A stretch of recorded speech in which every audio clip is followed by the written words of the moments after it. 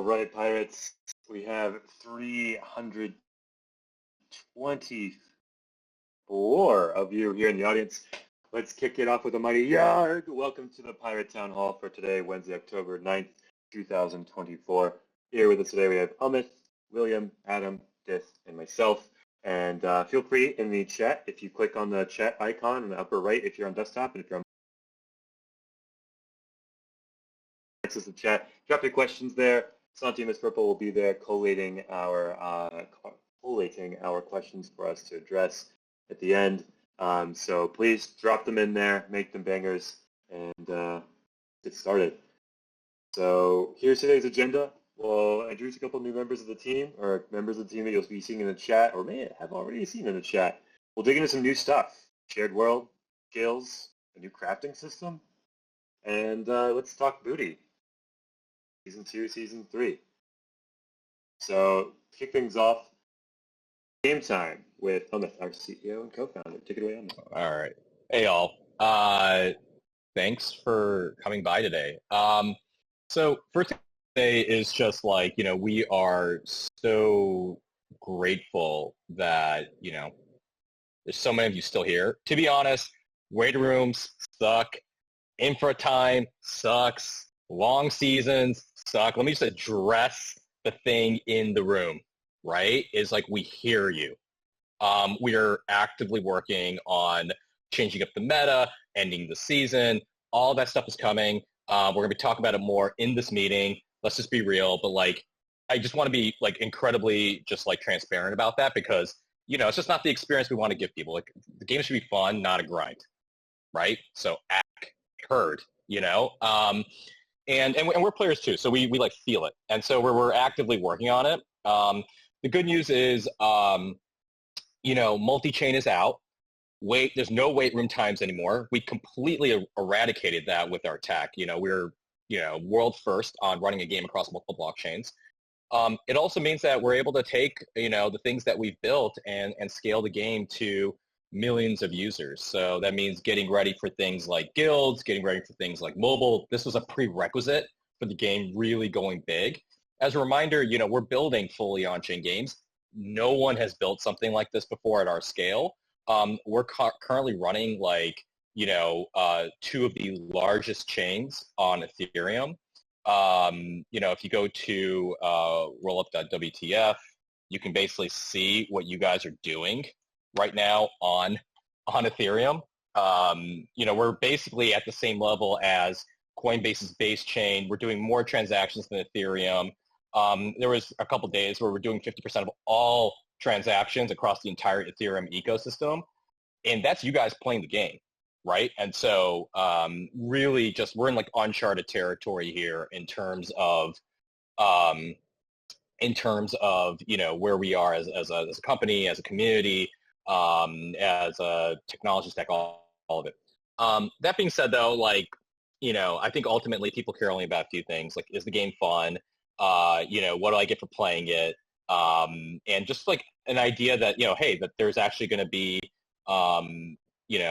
changes made to the game that continue to evolve it, to continue to make it even better. And so we're constantly working on that. And the nice thing is now that we've spent we essentially did an infrastructure summer, but now that that's done, it's all systems go on new game features. William's going to share a bunch of really cool stuff that's coming out in our roadmap to change up the game's meta.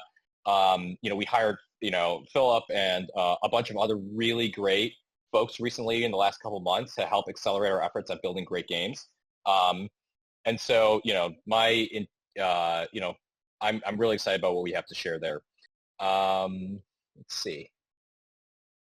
I think that's it for my intro. I'm happy to, and look, we're going to keep sharing stuff throughout this. Get your questions ready. I'm happy to take hard questions, as long as I can answer them legally, I will. But we're an open book. We appreciate you guys, and let's do this. Let's move on from, what we were doing from season 2 to what's next. So I'll pass it off to, I think, Jean.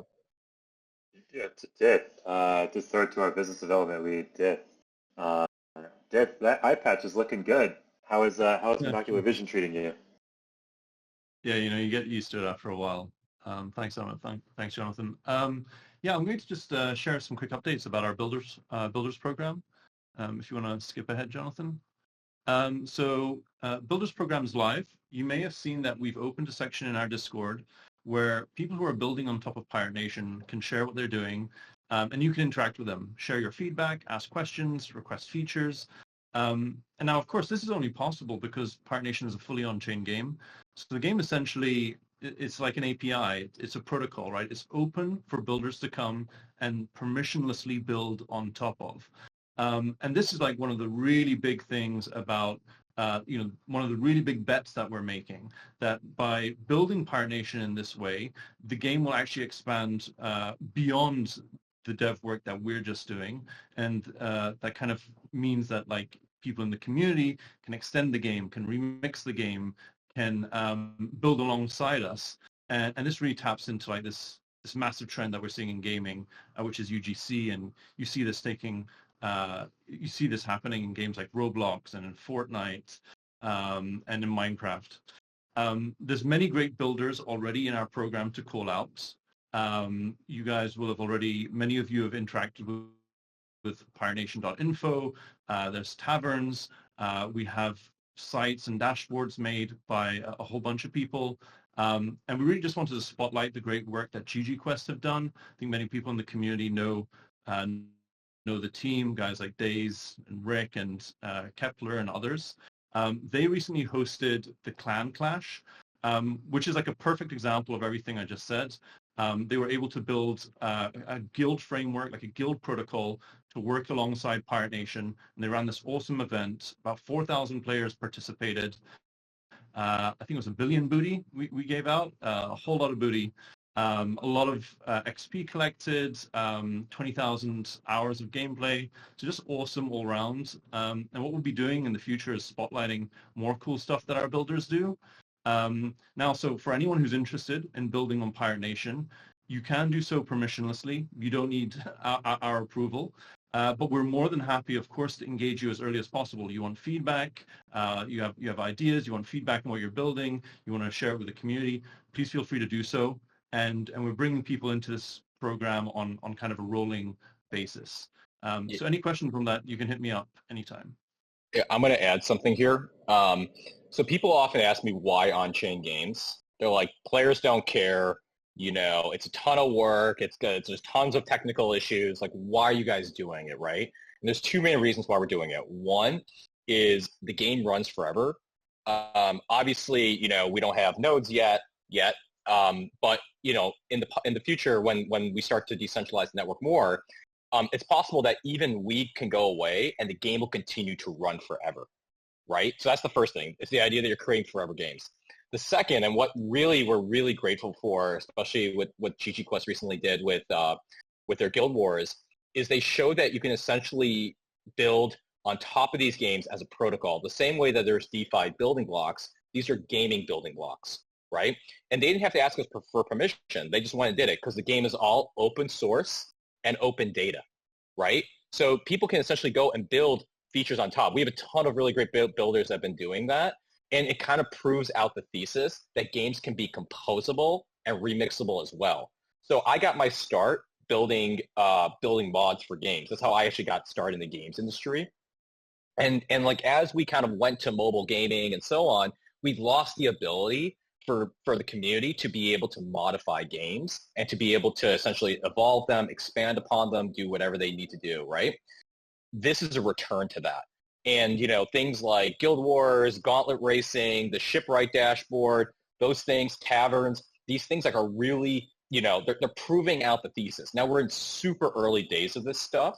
And I'm a big believer that great products get to become platforms. Platforms don't become great products. So we're just trying to build the best possible game possible and then make it as easy as possible, or at least like not get in the way of the people who are trying to build on top of us. And we're like going to double down and triple down like our commitment to our builders. And so if you're interested in building with us, we're excited. You get a bunch of early access to things and behind the scenes sneaks. So we want to work with you. So definitely we're finally at the position where like we have enough like cycles where we can start engaging builders more readily and actively. There's no better place to build in Pirate Nation. All right, now it's time to free William. Take it away, William. William, we cannot hear you. Your mic is... Yes, my mic, because, I had mic problems during a couple of my interviews, so I just like replaced my whole setup, and now I got to find the mute button. So sometimes the keys don't work. Yes. So let's start off and talk about what we've done in the last 10 weeks. It's been about 10 weeks since we've done one of these.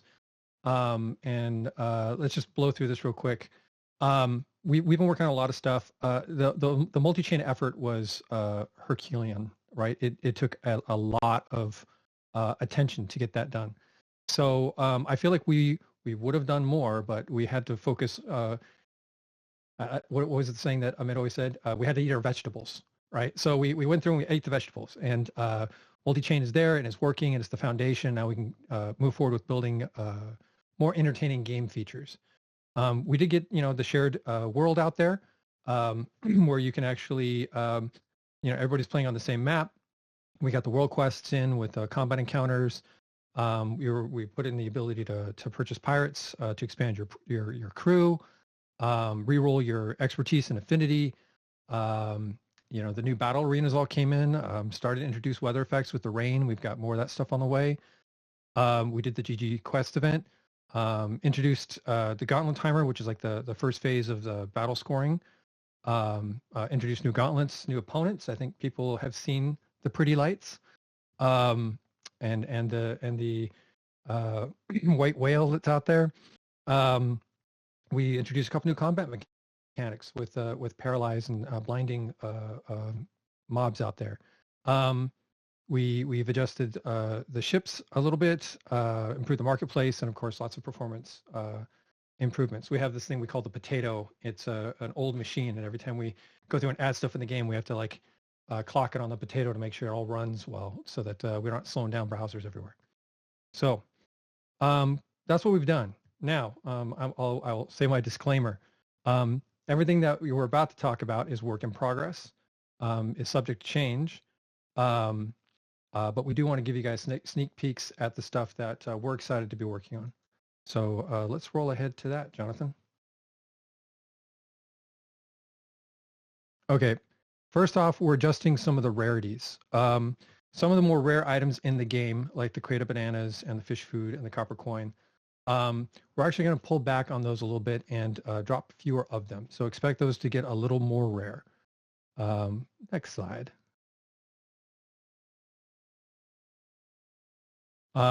Shared world. So we laid the groundwork for this. You guys are already sharing a world. You're just not seeing each other.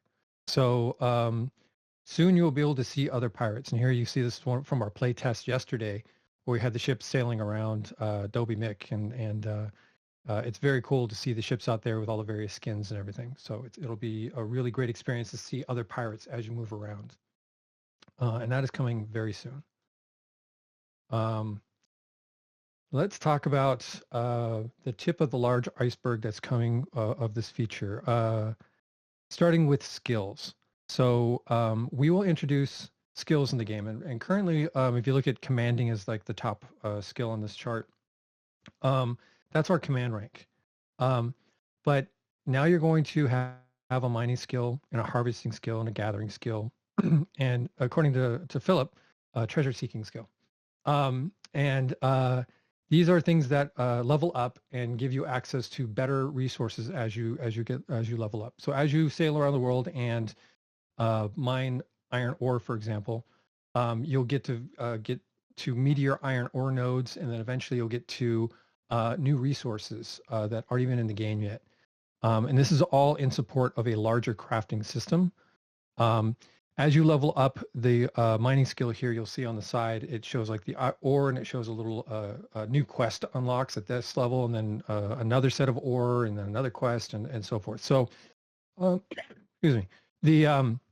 The idea is that each one has a progression path to it, and of course, you're spending energy to perform these skills. So it's going to lead to kind of specialization, where like there are going to be miners, and there are going to be gatherers, and there are going to be harvesters, and there are going to be treasure seekers. you're going to want to focus. Well, you could be well-rounded, or you could focus if you really want to spike and get to the good stuff at the end of those chains. So that kind of introduces some differentiation between the players. All right, let's move on to the next one. Here are some examples of the new resources that are coming. Right now, the wood that's in the game is going to change to pine wood. Then we have oak wood. And then actually essence, which is that kind of bubbly Alka-Seltzer looking thing coming up off the little tablet there. We have cotton. We're going to be introducing flax and silk. So there's a bunch of new harvestables there that you can create stuff with. We have iron ore, and then you see a copper ore, and then the 1, 2, 3 that you see over on the right is called Magistone. That's like the top tier stone in the game. So we'll be introducing all this stuff as part of a larger crafting system. Let's talk a little more about the crafting system. We've teased this in the past. This is the building we showed last time, which is the foundry. It's one of the crafting buildings that you'll be able to place on your island and advance through 5 levels. And as you go through and unlock each one of the levels, you unlock new recipes. And these new recipes let you build things for the game. The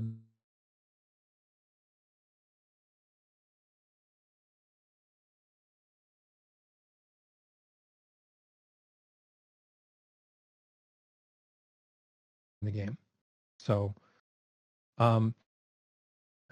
let's actually go to the next slide. We'll show you placement. So these items, these buildings get pretty large, and they're going to take up some space on your islands. And you have to make the choice whether you want to have 1, 2, or 3 of them. They can be picked up, put down, advanced. And so let's move to the next slide. We'll talk about the advancement real quick. So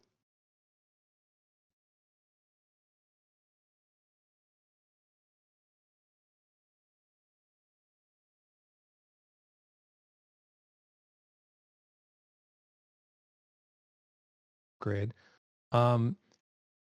Dirt level building, you could build like an anchor and other iron parts. As you level up, as you build these parts, you're gaining experience. You gain experience with the recipe and experience towards the crafting. You can master recipes in the game, and you get experience that allows you to level up the building. So let's go to the level up screen. When you level up, you unlock new resources or new recipes. And these recipes eventually get really good. An example of one of these recipes. So this is a little alpha here for you. One of the recipes in the workshop is called the harpoon launcher. By actually building a harpoon launcher and equipping it to your ship, and actually we didn't finish this slide, Jonathan. I just noticed that you were reordering these things. That should be breach the hull, harpoon the hull, and it's a big hole. Basically, the harpoon will give you all of these cards, plus a new card that we're going to be introducing. So equipping this to your ship will actually give you a bunch of new cards that you can use in your deck. And probably the most exciting thing to talk about from the game side is we are going to advance the game to the next phase. As talked about before, we have a lot of phases planned for these, like pirates. Pirates, we stopped and put a ceiling at level 30 because we're in the beta phase. But as we're getting closer and closer to a full-fledged launch and taking that beta tag off, we're going to start creeping towards higher levels and allowing people to encounter deeper content as we go up. As you level up your pirate, level up your ships, we'll unlock new cards. The ships will change in a very meaningful way, and that's all coming also very, very soon. So, and then if we want to go to the last slide, I don't know what this is. What is this? No one knows, but No one knows. All right, it's compelling. it is. Are those flip flops? What? Oh, Okay. pirate flip flops. Let's send off to our stalwart product lead, Adam. Adam, take it away. Tell us what's coming. It's extremely unfair that I had to follow William. I feel like I got kind of majorly shafted.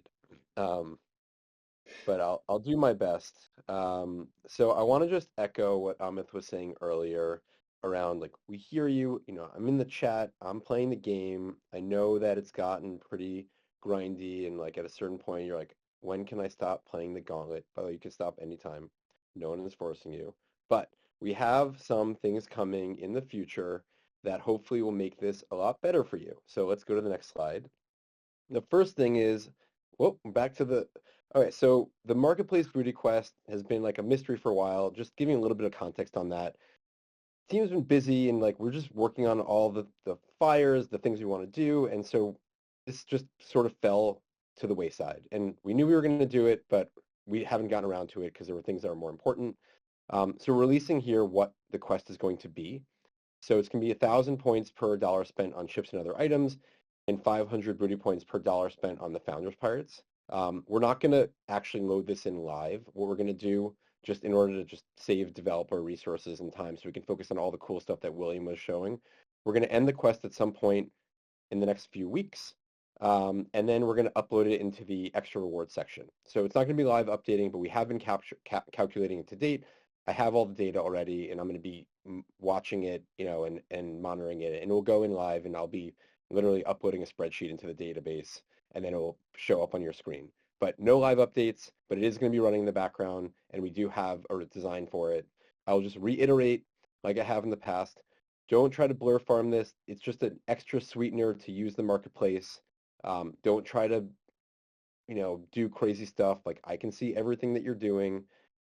Also, you're paying us every time anyway, so just like be a normal person and you'll have fun with this. And no longer mystery. You can stop asking about this one. Adam, going on to the next thing. Adam, when does this start? When is it being counted from?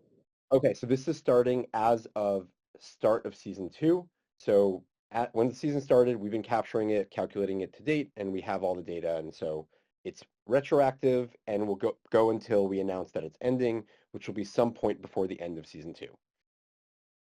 The other thing that I want to talk about is it has been extremely hard, as I'm sure you've noticed, to balance between free-to-play players, founders, pirates, people who spend, people who don't spend, you know, people who have a lot of pirates, people who have not a lot of pirates. And at certain points, you've seen us rebalancing the booty points from time to time. And that's because we want to make sure that we are treating both of our players respectfully, carefully, giving them a place to compete. It's extremely hard, potentially impossible. So what we're going to do in Season 3 is we're going to actually split the leaderboards. We're going to have 2 leaderboards. We're going to have what we're calling a collector leaderboard, and we're going to have a gameplay leaderboard. We are going to do everything in our power to ensure that the gameplay leaderboard is not a leaderboard that you can spend your way to the top of, so to speak. If you want to grind the game 20 hours a day, you'll probably win. You don't have to worry about someone who has 400 pirates, you know, coming in and just like taking up a spot ahead of you. Like that is going to be your leaderboard to grind and win and get all the glory. The other thing that we're going to be doing is we're going to be able to, with some new mechanisms that we're working on, shift up the meta a lot more regularly. So I'm not going to talk about too much detail what that means. Right now, like the meta is do the gauntlets, do the combat encounters throughout the whole season. And as we've all seen and heard, like we know it's monotonous, but we're going to be changing up what sort of behaviors we are very excited about bonusing and changing. And so that's going to be the gameplay leaderboard. Then you're going to have the collector leaderboard. That's going to be a leaderboard that people who have founders pirates, people who buy stuff on the marketplace, people who buy ships, things like that, that's going to live on that leaderboard. But you're not going to have to compete with each other anymore because it's not fair, it's not fun. You know, it's discouraging, and we want to make sure that each player type is able to compete in a fair playing field. So everyone is able to compete on both leaderboards. So it's not like you pick a leaderboard and you go after it.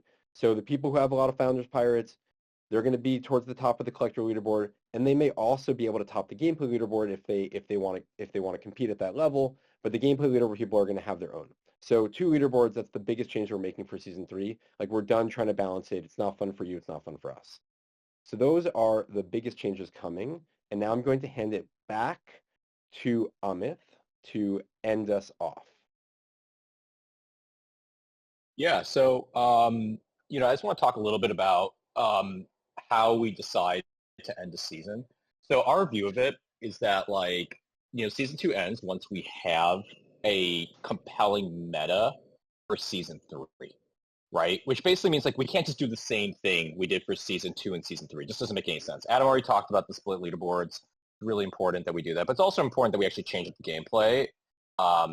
And so all the stuff that William showed, it's like basically in like alpha, beta stages of completion. And the team's number one priority is to actually end season 2 and get to season 3. And so, we're racing towards it. We're not ready to announce a date yet because, it puts like too much undue pressure on, our internal devs. And we want to make sure we release something that's good when it's done. That being said, it's our priority. There's nothing else ahead of it. And we're actively working on it. And as soon as it's ready, it's going to come out. Adam. I'll just quickly jump in. We're basically deprioritizing all other work. And so the hack that I mentioned with the marketplace where I'm literally going to upload a spreadsheet, that's to just save dev time to be able to focus on the transition from season 2 to season 3. And what we're doing is actually working to systematize this a lot better. It's pretty manual to go between seasons. It's a lot of work. I'm not going to bore you with what that work is, but we need to make it better and more efficient so we can flip seasons around faster. But it isn't just like, oh, make season 3. There's a long list of things that we have to do. And so we're cutting everything that isn't in service of that and advancing gameplay.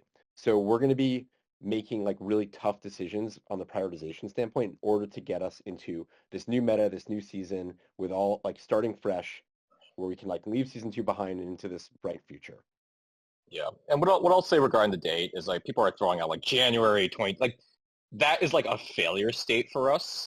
We're cognizant of when the holidays are coming up and so on. So we're like rushing to get this stuff done ideally before, people take off a break and stuff like that. So like we're working on it. Like, and as soon as like, I don't know, like we're a pretty good dev team at this point, like, and we work pretty fast. So, we'll do our best to get it done as soon as possible. We're in the same boat here. Like we want to get it done. We want to stop hearing about you guys asking about when to get it done, heard, right? So we're working on it. That being said, yeah, man, we got some jokers here in the chat. Amitt is being modest when he says we're a pretty good dev team. I'll say it's a pretty Chad dev team. Yeah, I mean, look, like the reality is people don't care if we think we're good or not. They just care if we end the season, right? So like we'll let our work speak for ourselves and we'll throw down that way, right? I think that's fair. That's a fair expectation. So we'll do our best. I don't know. Do we have anything else? I have this. I don't know if I think it's question time. Is that? What is that? Oh, it's kind of showing up. The alpha. There you go. Yeah. Maybe so, get rid of this blur.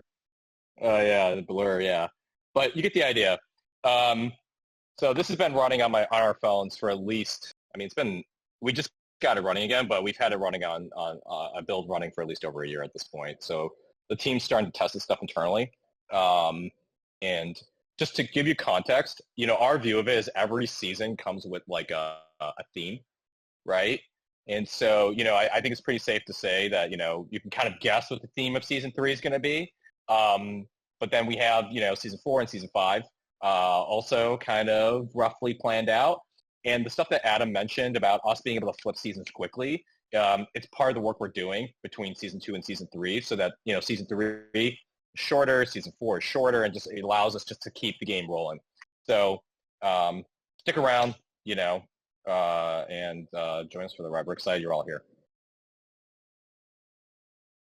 Now, Pirates, make sure you drop your questions here in the stage chat. Here in the stage chat, don't go to main deck. Please drop it here in the stage chat. We have Santi and NP sharing your questions. And we already answered when season 2 end.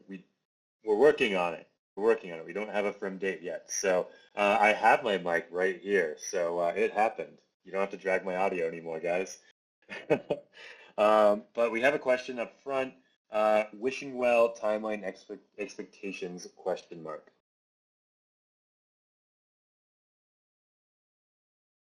So although that's William. We are strengthening the wishing well at this point. So it's coming. It's on the calendar. We actually have to be honest, I think we wanted to do it. We got into the multi-chain era. That's a feature that needs to be updated to take advantage of the multi-chain, and we haven't done that work yet. We're working on the season stuff. So it's kind of paused for a little bit, but it's coming. I can share a little like that. Like I can answer that one a little bit more directly, which is we were working on the cross-chain messaging that was going to be required to enable the wishing well, and then we decided that we need to end the season, and so that was like one of the things, like we're making hard cuts. Like our team is small, and we need to be focused on the right things, and so we're like, cut this, end the season, then we can get back to that work. And by the way, that work that we're going to be doing is also like foundational and very important for the multi-chain. I know no one cares about infrastructure, but being able to do that will unlock a lot of very other exciting things. So multi-chain was step one, and being able to do things like this, like multi-chain wishing well, multi-chain world bosses, and other things of the sort, like that is on deck. Yeah, so I had some questions about World Boss. So as Adam said, same situation with World Boss. We're in the multi-chain era. Everything we build has to work for multi-chain. Also, for William, I'm going to throw out, we have someone that wants to basically increase their air rights in their islands. They want to infinitely stack their totems. Is that in the works? That is not in the works. We have a three stackable tier for a reason. It's a technical thing. We don't want people to be able to hurt themselves, slow the machine down to a point where they can't do it. We are discussing internally what we want to do with islands. We know that there are changes coming, but we're not ready to announce anything related to islands other than that. It sounds like what happens is we all need to respect the beachfront property and protect the view. All right. We have some folks asking about a break between Season 2 and Season 3. Is that something that we're factoring in? Is that something we're ready to discuss? I'm assuming we're not ready to discuss it yet, but I'm going to throw it out there because of the frequency. I'll throw that to Adam. Or Amitt. We're not ready to discuss that. We're not ready to discuss it, guys. There we go. There it is. No comment. All right. We have a question about fish food and crated bananas. What are they for? You know, I know that we've said this a couple times in the past. We actually, I think it was on one of the Murdoch streams or two of the Murdoch streams. Actually, we covered with this stuff before. So, but they are linked to an event that we are going to run at some point. We're not ready to go through the details of that. It's something that we're building out, and honestly, it would have been already revealed if we weren't doing the multi-chain work. But the multi-chain work pushed that back, and now the season work is pushing that back. But as soon as the season stuff gets resolved, it'll become apparent very quickly what they're for. Let's see. Here's a really good question. Oh, someone asked about Broken Harpoon. It's an item attached to your ship to unlock new cards. Friendly reminder, people, if you're losing booty points, you're probably losing your streak multiplier, so make sure you're playing every day. There's a 72-hour grace period. And someone's asking, when can we get a bookie right to bet on PvP battles? I think people want to stake pirate gold in the outcomes of PvP battles, especially for the tournaments we're running. Technically, there's nothing stopping people. Nothing stopping people from doing that. It's a decentralized. You know, we don't control. Build the protocol, guys. Build the protocol. Yeah. You can bundle your P gold to make it happen. All right, good answer. It seems like there's a bunch of progs that are pretty close to implementing that feature, right? I mean, Gauntlet Racing seems like it'd be more fun with stakes. Will everyone be on the same shared world? Will the instances and lobbies? How will that affect game performance? What's the haps of shared world? Also, when shared world? The shared world is coming very, very soon. We're doing tests on it daily at this point, so it's very close.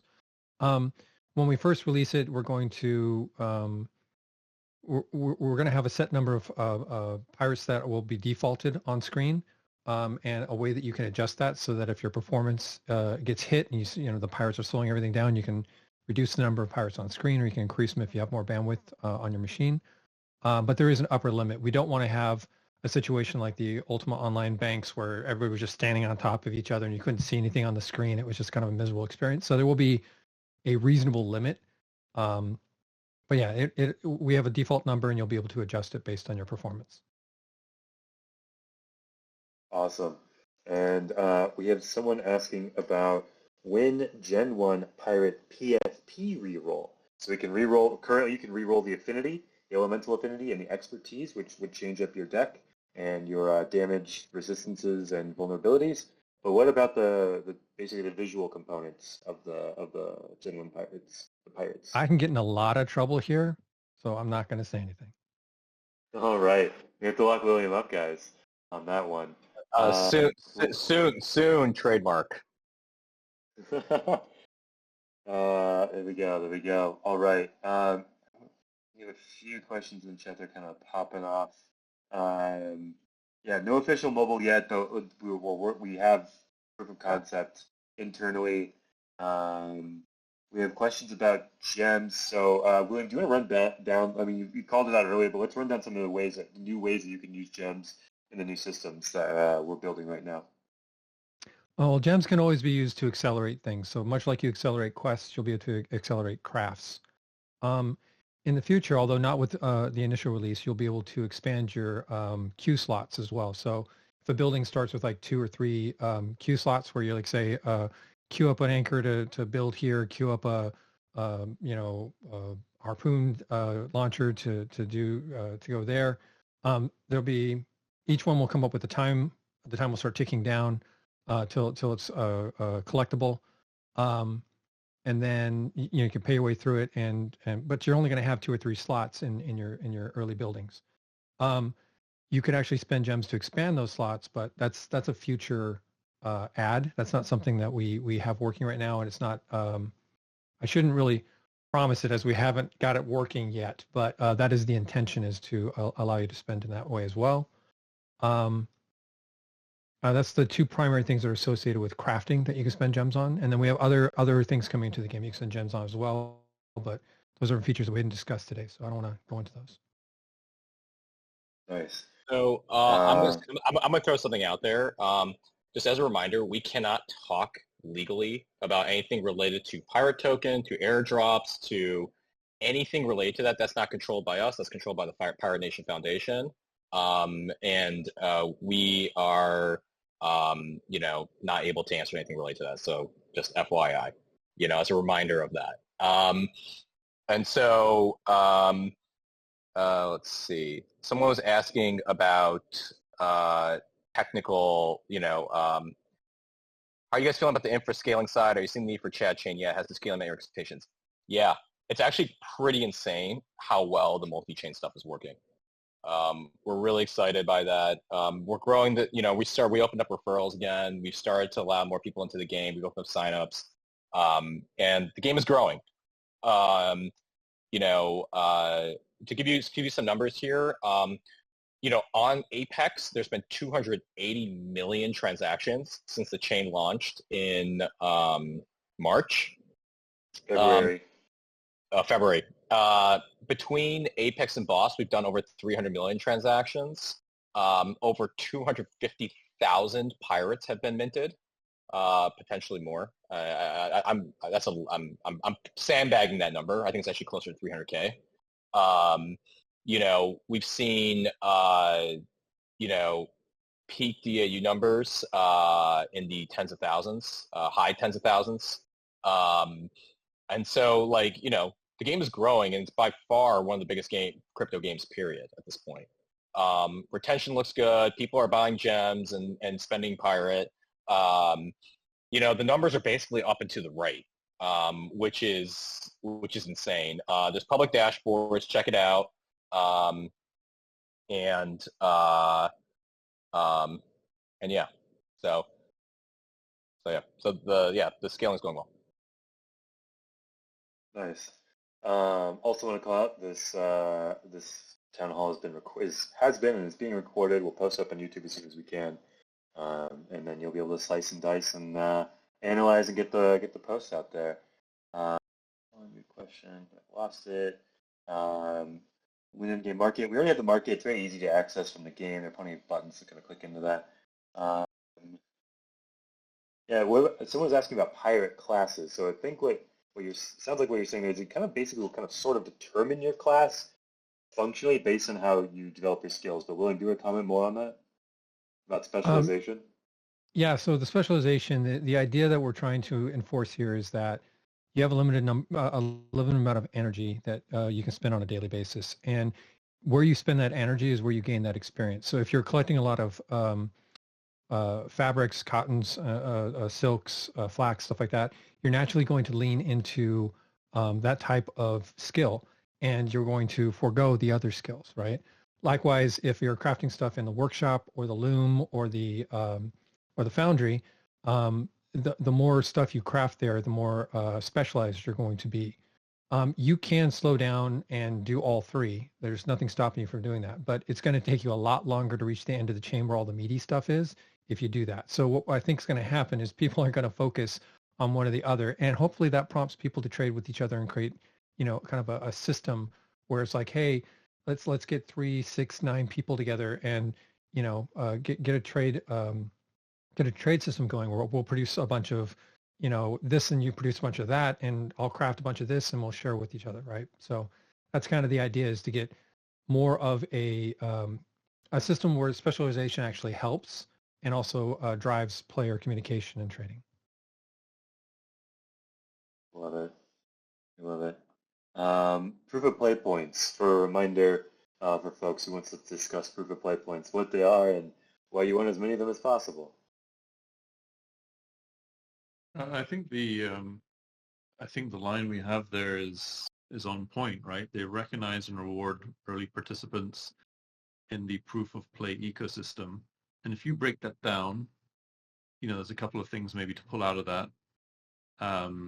Early participants. So as people know, Pirate Nation is our flagship game. It's our first game.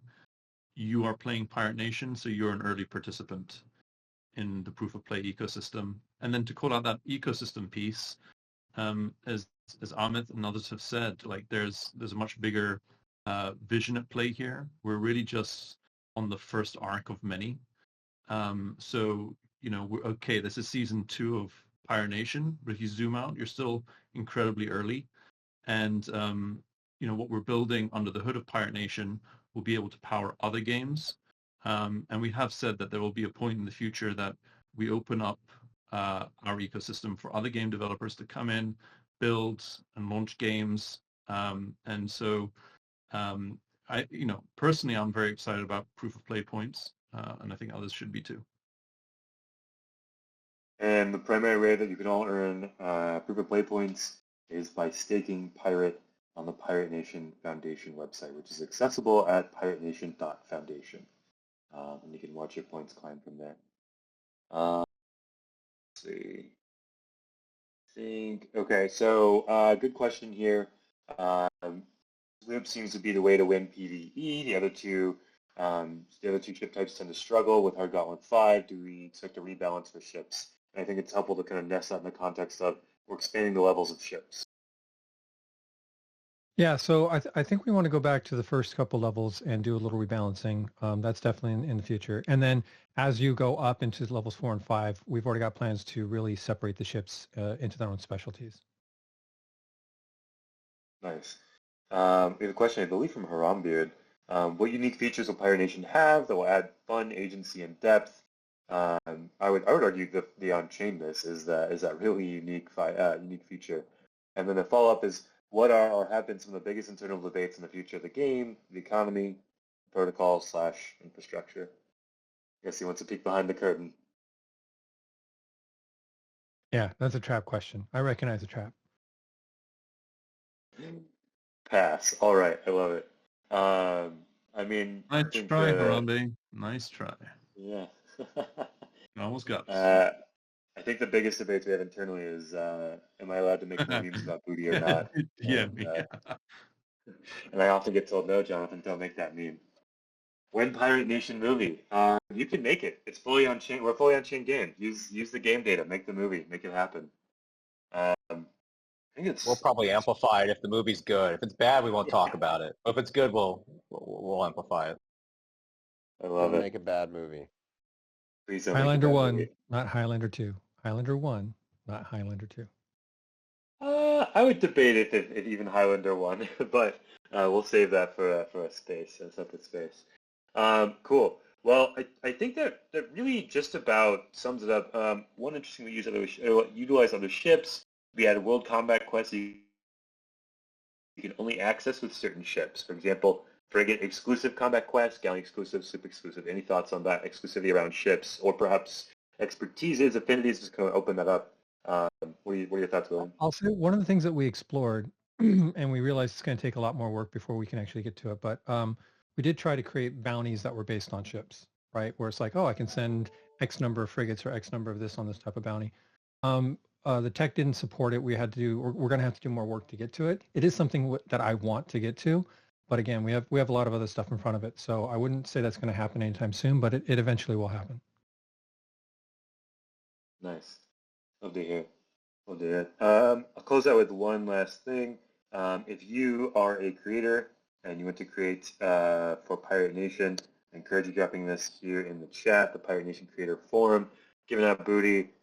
We got our manual granting system fixed for Season 2, and we'll make sure we have that in place for Season 3. So on a roughly weekly basis, I'm awarding booty to creators. So fill out the application. What I recommend is try your hand, make some videos about Pirate Nation, post them on Twitter or YouTube or Twitch.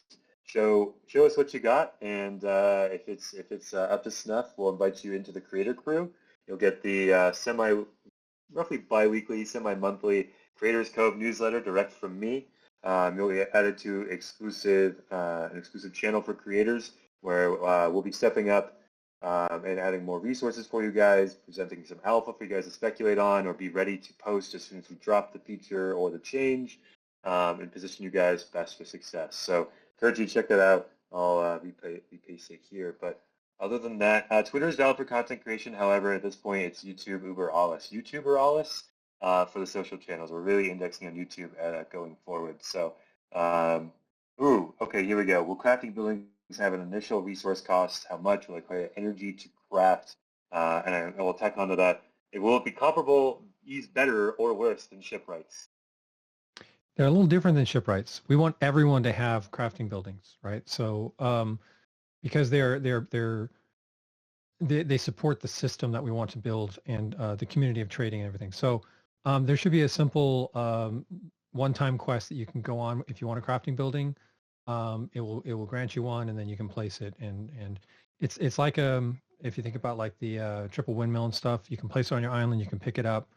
So the idea is that we want everybody to have them, so we're not going to have like an exorbitant cost to build them or anything. You just have to go do a one-time quest, and you'll get them. Nice. And we have a couple people asking me about a new ship. I think that's a fair question. We have our 4 ships. 3 of them matter. Is there a thought about a 5th ship? Let's balance the current ships before we introduce a new one, is what I would say. That is the best answer. That is the best answer. That's a very long question. Okay. Sounds like from Pirate Joe Santos, long question. Will it be something related to new difficulty in the future, bringing new items? Current or future skins could give some damage buff, or is there some game like State of Spire? There's a card upgrade system. So I guess more of like, it sounds like he's talking more about like how are we thinking about like more pieces of the game entering the combat meta. Yes, absolutely. We have a pretty we were doing a very big effort towards looking at combat and introducing more board state items and stuff like that. So, but all that is still in flux, all in the works. Don't have any details for that I'm ready to share yet. So, but the crafting system will also impact combat quite a bit. In like you saw, the harpoon launcher is going to give you a bunch of different cards. There are things called hull threads that can change your ships, things like that. So, the crafting system is meant to alter combat as well. That's part of the whole loop. And also that's where you're going to use stuff like, you know, the broken harpoon and the spiteful spirit and other things that you're finding that are rare drops. So, will crafting buildings be soulbound, or have we figured that out yet? We're going to soulbound them initially because there are a bunch of edge cases that happens if we don't. So once we work the edge cases out, we'll figure out if we want to unsoulbound them and allow them to be traded and whatnot. But for now, let's just start with getting them into the game. Not having to deal with all those edge cases. It'll be faster just to make them soulbound. Soulbound does not mean they're always soulbound. We can always change that status later. Oh, there it is. I realized. Okay, I have not been talking into my mic this whole time. Okay. Some good questions. Lots of questions around PvP. So we launched that a while ago. Do we want to discuss? Do we want to discuss anything around the future of PvP? PvP is still in preview. It's actually one of those things that we can't focus on because we're working on the season stuff. But we'll get back to it.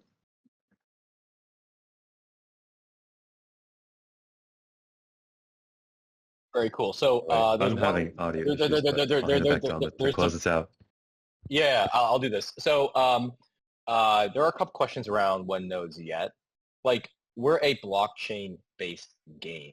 We have to decentralize the network, which means at some point we want the community to be able to perpetuate and run the game itself so that it is not as truly decentralized. I mean, that's the point of building things this way. It ensures a level of security and permanence and ownership of the game, of the ecosystem, of everything you guys are adding to it, not just based on us, but based on, what we're all contributing to this. When I pitched proof of play to investors, one of the things I mentioned was that, what we're really creating is the Marvel Cinematic Universe, right? When Stan Lee came in and he created like Spider-Man or Iron Man, what he did was he created these characters, but then other artists and storytellers took those characters and wrote stories about them to flesh out the universe. So when you think about it, every time you guys go and you play the game and you kind of do stuff with your pirates, you interact with each other, you're forming guilds, whatever it may be, you're fleshing out the Pirate Nation universe. And I think, and my belief here, is that we are not owners of that universe. Proof of play is not the owner of the Pirate Nation universe, right? We're stewards of it. We're establishing it. And then you guys are filling it out through your gameplay, through, your interactions with each other and all of the things that you're doing on chain. And so the goal in the long run is to ensure that the permanence and the operation of the game are also owned by the community. That's really, really important. So I don't really think it's that surprising that at some point that there'd be people other than us and other than our partners running nodes for the game. And so I'll leave you guys on that note. And I want to thank everyone for coming out and, for being here and answering great questions, for being patient with us as we wrap season 2 and get to season 3. We're rushed towards it. We hear you guys. We're on the same team and we're building this together. So on that, should we end it with a yarg? Oh, yeah. After all right. Let's do it. All right. All right. 3, 2, 1. Yarg! Yarg!